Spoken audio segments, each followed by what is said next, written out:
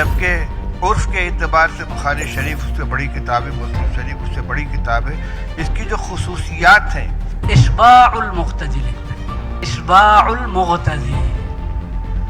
उन्हीं बोलेছেন तस्लीम ने दी कुछ इस तरह दादे सफन, मुझे भी शक मुझको भी शक अपनी बेकमाली में हुआ।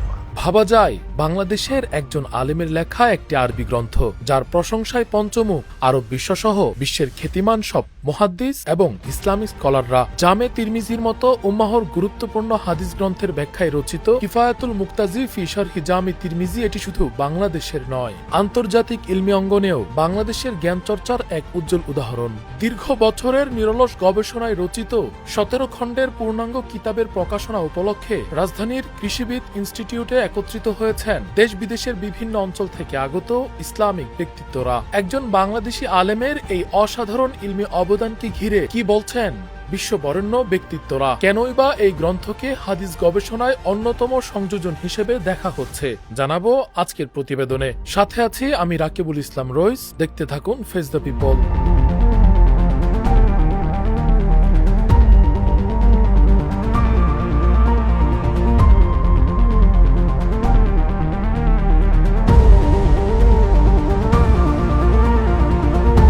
বাংলাদেশের ইলমি অঙ্গনের ইতিহাসে যুক্ত হল এক অনন্য মাইলফলক। দীর্ঘ ২৬ বছরের গবেষণা, সাধনা ও নিরলস মেহনতের ফসল তিরমিজি শরীফের পূর্ণাঙ্গ আরবি ব্যাখ্যা গ্রন্থ কিফায়াতুল মুক্তাজি ফি শারহি জামি তিরমিজি এখন সম্পূর্ণ। 17 খণ্ডে সমাপ্ত এই বিশাল কর্মযজ্ঞকে ঘিরে রাজধানীর কৃষিবিদ ইনস্টিটিউট মিলনায়তনে অনুষ্ঠিত হয়েছে এক আন্তর্জাতিক মানের ইলমি সেমিনার। দেশ বিদেশের শীর্ষস্থানীয় আলেম, মুহাদ্দিস ও গবেষকদের উপস্থিতিতে সেমিনারটি পরিণত হয় হাদিস গবেষণার এক ঐতিহাসিক মিলন মেলায়।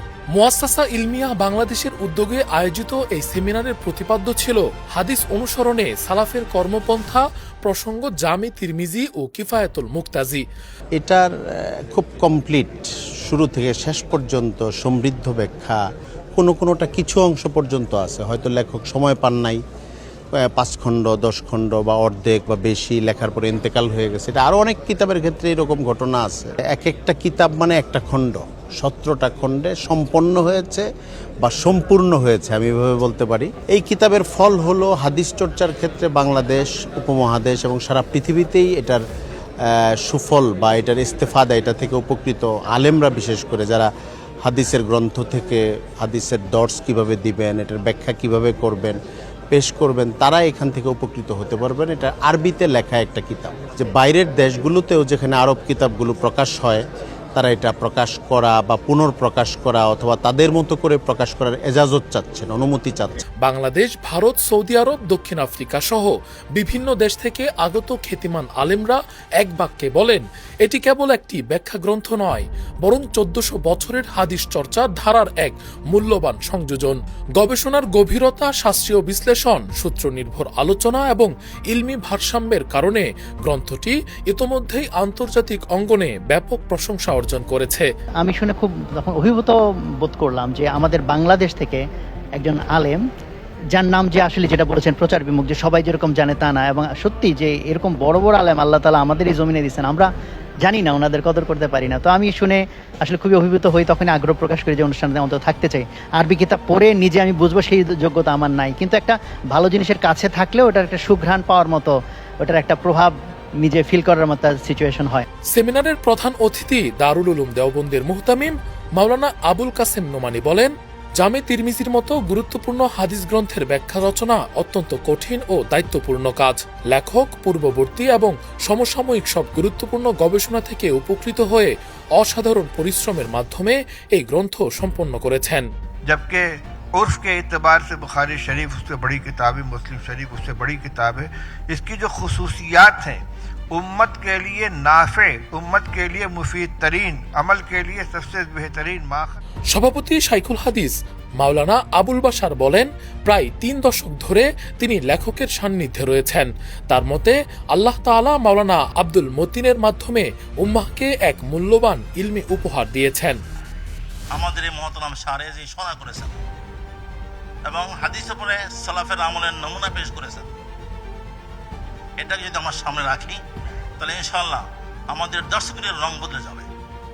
মুয়াসসাসা ইসলামিয়া বাংলাদেশের পরিচালক শায়েখ তাহমিদুল মাওলা জানান, মাত্র 4 খণ্ড প্রকাশের পরই দক্ষিণ আফ্রিকা, যুক্তরাষ্ট্র, যুক্তরাজ্য ও অস্ট্রেলিয়া সহ বিভিন্ন দেশ থেকে ব্যাপক সাড়া আসে। বৈষয়িক কোনো উদ্দেশ্য ছাড়া শুধুই ইলম এবং কিতাবের খেদমত করার জন্য যে সকল প্রতিষ্ঠান হয় ওই আঙ্গিকে এটাকে সাজিয়েছি। আমাদের দেশে যেহেতু এই ধরনের আন্তর্জাতিক মানের কিতাব এখানে এভাবে ছাপা কম হয়, এক্সপোর্ট করার যে তরিকা এটা না থাকার কারণে, এটা যদি থাকতো তাহলে অনেক দেশ থেকে মানুষ বাণিজ্যিকভাবে কিতাব সংগ্রহ করতে চাচ্ছে। একটা কিতাবের দাম যদি 10,000 টাকা, 8,000 টাকা হয়, দেখা গেছে 8,000 টাকা কিতাব 30,000 টাকা খরচ করে নিয়েছে, 20,000 টাকা খরচ করে নিয়েছে পার্সেলে এবং ডিএচএলে এত পরিমাণে। তো এটা তো বোঝা যায় বিপুল আগ্রহ। গ্রন্থের রচয়িতা মাওলানা আব্দুল মতিন বলেন, এটি তার জন্য দোয়া ও শুকরিয়ার উপলক্ষ। বাংলাদেশে যদি ইবনে হাজার আসকালানি জন্মগ্রহণ করতেন তাহলে তিনি দেখতে কেমন হতেন, অথবা যদি ইমাম তিরমিজি রাহিমাহুল্লাহ তাআলা তিরমিজ শহরে জন্ম না নিয়ে বাংলাদেশে জন্মাতেন, আমার অনেক প্রশ্ন আছে। গতকালকে প্রকাশিত হয়েছে বাংলাদেশের ইতিহাসে ইলমি জগতে এক অনন্য ইতিহাস। আমি কিতাব প্রকাশিত হয়েছে বলিনি, আমি বলেছি একটা ইতিহাস প্রকাশিত হয়েছে। 3 দশকে তিনি তার এই কাজটিকে কমপ্লিট করেছেন, দিনে দিনে, রাতে রাতে। মাওলানা আব্দুল মতিন হাফিজাহুল্লাহ তাআলা শেখুল হাদিস, লেখক, গবেষক, হাদিস বিশারদ, আরও যত শব্দ বলা যায়। আকাশের মতো উদার এই মানুষটি নদীর পানির মতো নীরব, স্রোত হচ্ছে তার ভিতরে, জ্ঞানের স্রোত, কিন্তু সেই স্রোতের কোনো আওয়াজই নেই। তিনি লিখে চলছেন দুধারে কলমে, দিনের পর দিন, রাতের পর রাত। মক্কার বিশিষ্ট আলেম ডক্টর শায়েখ আব্দুল আজিজ আল হাজ বলেন, তিরমিজি শরীফের অধিকাংশ ব্যাখ্যা গ্রন্থ পূর্ণাঙ্গ নয়। দীর্ঘ শতাব্দী পর একটি পূর্ণাঙ্গ সরাহ রচনা করে লেখক উম্মাহের প্রতি এক গুরুত্বপূর্ণ দায়িত্ব পালন করেছেন। فهو كتاب نفيس عظيم جدا جدا. العلل والعلل علم العلل هو أدق وأخفى وأغمض علوم الحديث. সেমিনারে আরও বক্তব্য দেন জাতীয় মসজিদ বাইতুল মুকাররমের খতিব মাওলানা আব্দুল মালেক, মাওলানা শফিকুল হক সুরাইঘাটি, শায়েখ হাসান মাহমুদ রাজস্থানী, মাওলানা আবু সাবের আবদুল্লাহ, মুফতি আবু সাইদ, মুফতি দিলওয়ার হোসেন সহ দেশ বিদেশের বহু বিশিষ্ট আলেম। অনুষ্ঠানে গবেষণার ধারা বিস্তারে উৎসাহ দিতে নির্বাচিত 100 জন মেধাবী শিক্ষার্থীদের হাতে কিফায়াতুল মুক্তাজির পূর্ণ 17 খণ্ডের সেট বিনামূল্যে তুলে দেয়া হয়। সাধারণত এটি যেহেতু একটি আরবি কিতাব, সেই হিসেবে আমাদের বাংলাভাষী পাঠকদের জন্য, যারা আমরা আরবি বুঝি না, তাদের জন্য এটা বোঝাটা অনেক কষ্টসাধ্য বিষয়। এর পূর্বে এরকম পূর্ণাঙ্গ ব্যাখ্যা পুরো বিশ্বে 2-1টা বাদে খুব বেশি নেই। নেয়ামতুল্লাহ আজমি সাহেব দামাত বারাকাতুহুম এই কিতাব সম্পর্কে মূল্যায়ন করতে গিয়ে বলেছেন, ইয়ে কর্জা থা ইয়ে পুরা হো গায়া, অর্থাৎ এই কাজটা বাকি ছিল, যেটা দরকার ছিল এটা পূর্ণ হয়ে গিয়েছে।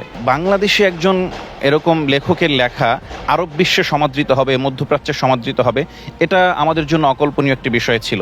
শেষে বিশিষ্ট আলেম মাওলানা মাহমুদুল হাসানের দোয়ার মাধ্যমে সেমিনারের সমাপ্তি হয়।